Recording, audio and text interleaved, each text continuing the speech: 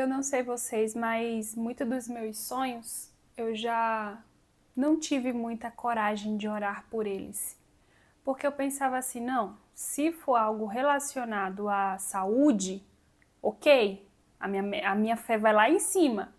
Agora, quando é algo ligado, por exemplo, uma realização de, exemplo, uma viagem, uma experiência, um carro, algo ligado em si a material, às vezes eu já me senti muito travada. E talvez eu ainda me sinta. É como se eu pensasse que fosse algo fútil, mesmo sabendo que não é algo fútil, né? Para a minha realidade. Eu sei que Deus realiza sonhos, principalmente não os do nosso coração somente, mas os sonhos que estão no coração de Deus e que a gente consegue se conectar com os sonhos que estão no coração do Senhor. Mas de uns tempos para cá o Senhor tem me incomodado e Ele fala, volte a sonhar. Só que o grande problema não é em si voltar a sonhar, mas voltar a sonhar sem perder a sua paz, a sua alegria, enquanto não se concretiza, enquanto não se realiza esse sonho. Então, eu estou feliz porque você está aqui nesse vídeo e porque chegou até você. Saiba que há oração para que esse vídeo chegue às pessoas certas e você é uma pessoa certa, então fique até o final. Esse é o primeiro vídeo do meu canal, eu não sei muito bem como que faz a introdução, como que convida vocês a continuar assistindo, enfim, eu tô aprendendo. Mas eu gostaria de trazer essa breve reflexão sobre voltar a sonhar. De uns tempos pra cá, eu tenho falado com o Senhor assim, Deus, como que eu posso voltar a sonhar sem perder a minha paz, sem perder a alegria? Porque mediante a tantas gramas mais verdes por aí, a gente é tentado a se comparar e a olhar pra gente e falar, não tá tão legal assim, não tá tão bom assim, e a gente se esquece do que Deus já fez, do que Deus é na nossa vida, de quem Ele é, né, na nossa vida, de tudo que Ele já fez e de tudo que Ele pode fazer, e a gente acaba olhando para si. Eu acho que essa é uma das grandes lições que o Senhor tem me convidado a refletir. Para de olhar para si, Luísa. Olha para mim, continua olhando para mim. É óbvio que como cristã, eu sei que há eternidade, eu sei que há o céu, eu sei que essa é a maior bênção e herança que nós temos. Mas enquanto estamos aqui na Terra, não é errado você sonhar, não é errado você querer desfrutar de uma vida plena, com mais dignidade. Eu não estou falando sobre luxúria, eu não estou falando sobre ostentação, sobre extravagância, eu não estou falando sobre isso. Eu estou falando sobre você ter para você poder transbordar também. É óbvio que a gente sabe que dá para ajudar mesmo sem ter os recursos e as melhores condições, mas pense você tendo um pouco mais, o quão você pode transbordar na vida das pessoas próximas a você e pessoas que você também nem conhece, mas que precisam ser abençoadas. E Deus usa o mecanismo de a Ele abençoa pessoas para que pessoas transbordem na vida de outras pessoas também. Então não para somente em si a bênção do Senhor. Não para. Ela continua através de você, se você assim escolher servir e compartilhar. Então eu sempre reflito muito assim, Deus, até que ponto eu posso querer crescer? Até que ponto eu sonho, só que sem esse sonho tirar a minha alegria do presente momento? Porque talvez esse sonho não aconteça. Então, a segunda grande lição que o Senhor fala, além de voltar os olhos para Ele, é, Luísa, calma. Você vive o seu tempo. Sabemos que os seres humanos são imediatistas porque eles sabem que o tempo vai passando, passando e a gente não vive, né? Tanto assim. Mas a vida é finita e ela pode acabar, a vida é passageira. Mas quando a gente coloca os olhos no céu, a gente sabe que tem uma herança, mas aqui na Terra quem quer sofrer? Uma pessoa em sã consciência, ela não quer sofrer, ela não quer passar dificuldade, humilhações, misérias e tristezas por questões financeiras. O dinheiro não é tudo, ele jamais será tudo, mas para tudo aquilo que ele é muito importante, ele tem serventia. Então, a nossa segurança deve estar no Senhor. E o Senhor fala assim, Lu, olha para tudo que eu já fiz. Luísa, olha para mim, não olha para as suas circunstâncias, não se mova pelo que você sente ou pelo que você vê, porque às vezes são circunstâncias tão embaraçosas que você não vai conseguir acreditar que vai acontecer. Então creia naquele que tem poder para fazer. E mais, siga o Senhor não somente pelo que Ele pode fazer, mas por quem Ele é, por tudo que Ele já fez por você. E essa é uma das grandes lições sobre não se concentrar no nosso tempo, mas concentrar no tempo do Senhor. Outra coisa, sonhe os sonhos do Senhor. Não queira ficar apegado aos seus sonhos, porque os do Senhor são de paz, são de esperança, de dar um futuro. E às vezes a gente sonha com coisas que a gente julga ser incríveis, mas na verdade não são. Porque o Senhor conhece o presente, o passado e o futuro. A gente só tem acesso ao passado, isso quando a gente tem consciência ativada, senão a gente vive a vida sem prestar atenção, sem observar, sem memória. E a gente tem consciência do presente. A gente vive o presente, mas o futuro a gente não sabe. Então, sonhe os sonhos do Senhor. Começa a orar assim, Deus, não peça mais realize os meus sonhos. Peça assim, Deus, me capacite, me prepare para viver os teus sonhos para a minha vida. É óbvio que às vezes a gente olha para algumas pessoas dando certo e o Senhor pergunta o que é dar certo. Porque tem pessoas que estão dando certo, prosperando fora dos caminhos do Senhor, mas isso não é prosperidade, não é algo que você deve se comparar, porque você tem o brilho do Espírito Santo. Não tenha como referência pessoas que infelizmente estão se destruindo, estão se perdendo, estão se afastando do Senhor. Porque eu já caí nisso, de olhar para algumas pessoas e falar, Deus, quando vai chegar o meu momento? Será que vai chegar o meu momento? Senhor, o que o Senhor tem preparado para mim? Será que é algo extraordinário ou é algo mais simples? Só que o Senhor traz muito claro assim, o que é dar certo, Luísa? Você não convive com o íntimo. Claro que tem pessoas que estão prosperando no centro da vontade de Deus, mas tem muitas pessoas que estão prosperando no mundo.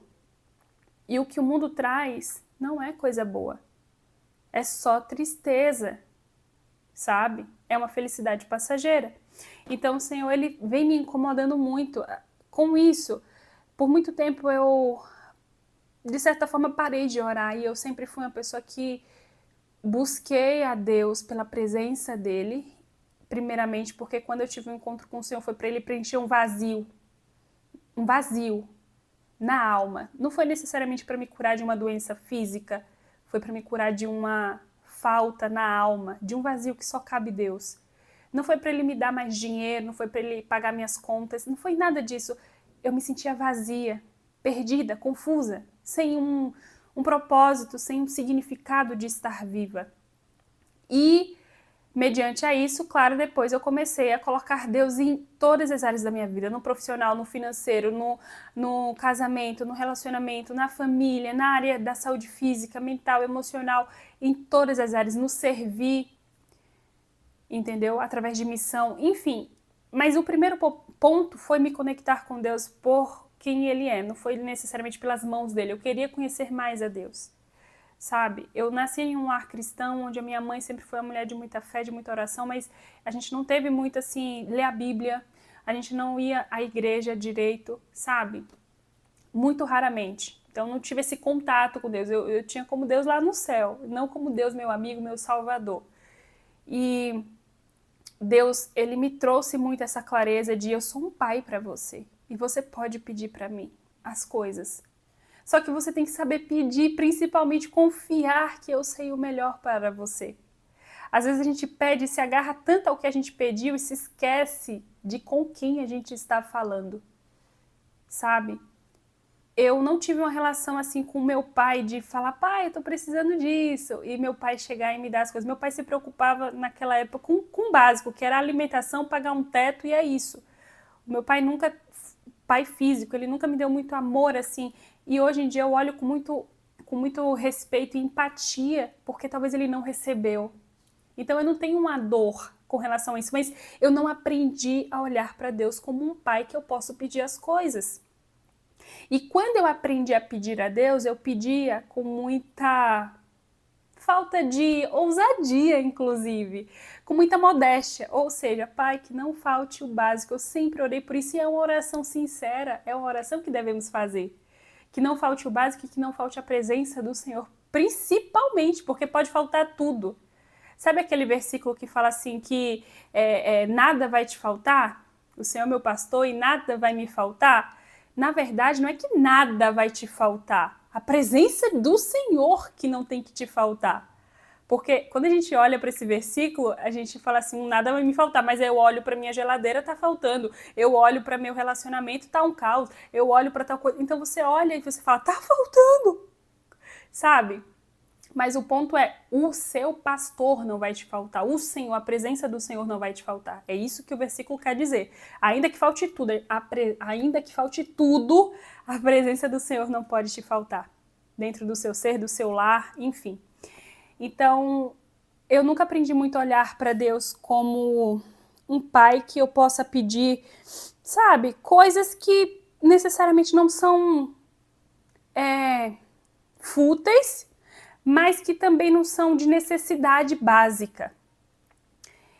Então, assim, ai, Senhor, eu quero muito viajar para conhecer, sabe? Principalmente lugares que não tem o dedo do homem, a construção do homem. Eu sei que Deus usa as pessoas, né, com as invenções e as construções e as coisas belas, mas eu sou vislumbrada em coisas que não tem o dedo do homem. Exemplo, o espaço, o universo, o mar, a natureza, essas coisas, assim, fala muito comigo. Eu quero muito conhecer países e lugares assim, né?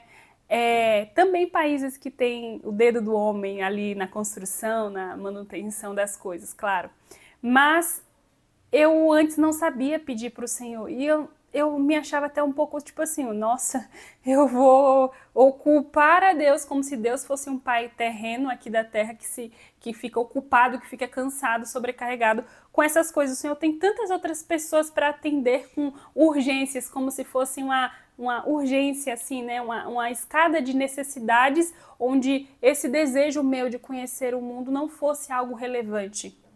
Não o mundo, mas alguns lugares. E, por exemplo, orar por um carro, sendo que não é simplesmente assim, eu quero esse carro porque esse carro é lindo, porque um desejo somente, mas orar por um recurso que você sim quer escolher o modelo, mas que você não está escolhendo para mostrar nada para ninguém, para, sabe, preencher ego, vazios com coisas materiais. Não, é porque você quer alcançar aquilo. E você está disposto a fazer a sua parte para isso. E eu não sabia muito bem a pedir isso. Todas as coisas na minha vida que eu pedi a Deus foi, por exemplo, por um teto para morar. Foi para questão de pagar contas urgentes. Então, as minhas orações em prol de sonhos eram muito ligadas à escassez, à necessidade, à falta, ao básico e essencial somente. Eu nunca consegui conversar com o Senhor sobre sonhos que, sabe, às vezes as pessoas veem como algo fútil, mas não é. Não é. Entendeu? Aqui na Terra, nós não devemos ter as coisas materiais como um símbolo somente, que é dessa forma que Deus abençoa as pessoas, porque Deus abençoa você te livrando e te colocando em ambientes, em outros lugares, que necessariamente não tem a ver com nada material, com nada financeiro.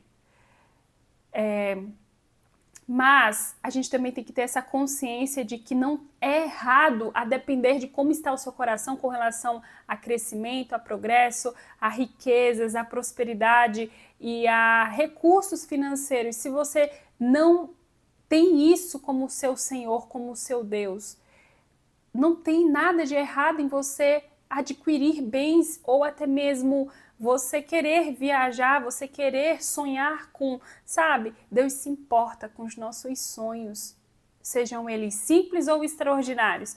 E eu tive muita dificuldade de sonhar com o extraordinário. Eu sonhava só com o básico, com o essencial, o que era necessidade primária, como saúde, como um teto para morar, como comida, como uma roupa, mas eu nunca consegui sonhar na abundância. E eu falo para vocês que há um grande perigo também né, de querer sonhar em abundância e tudo muito grande. Primeiro, mexe com teu ego, com teu orgulho, e segundo, que muitas das vezes você se apega tanto ao que você está sonhando que você se esquece com quem você está falando. E você se esquece do primeiro amor, que em si você se aproxima por Deus, por Ele ser quem Ele é, e não somente pelo que Ele vai fazer, o que Ele pode fazer, o que Ele não vai fazer.